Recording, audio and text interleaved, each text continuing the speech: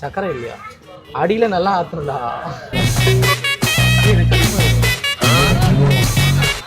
சக்கரை இல்ல. இதை தண்ட நானும் சொன்னேன் எருமை.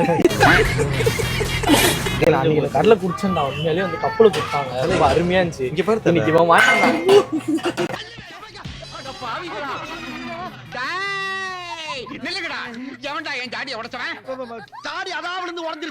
நல்ல வேற கப்பல குடுக்கல. அன்னைக்கு கப்பல குடுத்தாங்க. அதான் டவுட்டா இருக்கு. அது டீ கப்ல கொடுப்பாங்கடா. நம்ம குடிச்ச டீயா? என்ன டீம் என்ன மேட்ச் போயிட்டு நல்லா இருக்குல்ல? 12:30 மணிக்கு குடிக்கிறது.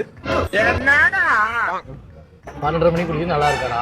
வீட்டுல எவ்வளவு கேள்வி வாங்கிட்டு மானவரியா?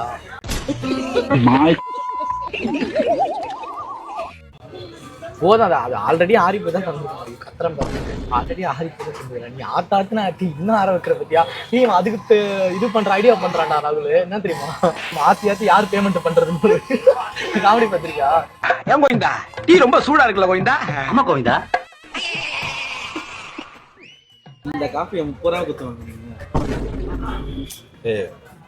நல்லா இருக்குல்ல? டேஸ்டா இருக்குல்ல? டீ தூள் வேற ஏதோ போட்டுருவாங்க.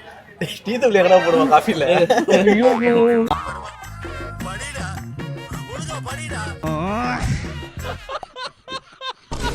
காசு ஊத்தி வச்சிருக்காண்டா அடியில.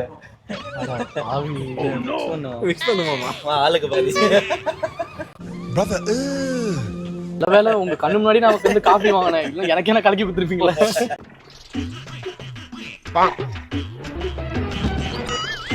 மணி வந்து இந்த காஃபி குடிச்சதுனால இப்ப என்ன பெனிஃபிட் வந்துச்சு யாருக்கு தெரியும்? போன் பண்ணி வாடா போலாம், எங்கடா டீ குடிக்க போலாம், அவ்வளவுதான். ஃப்ரெண்டுமா சொல்லல காலங்காத்தாலே வந்துருங்க. எத்தனை தடவை திட்டாலும் சூடு சொல்றேன் இல்ல. ஒரு பொறிக்கை தேடி இன்னொரு பொறிக்கை வந்துருக்குது.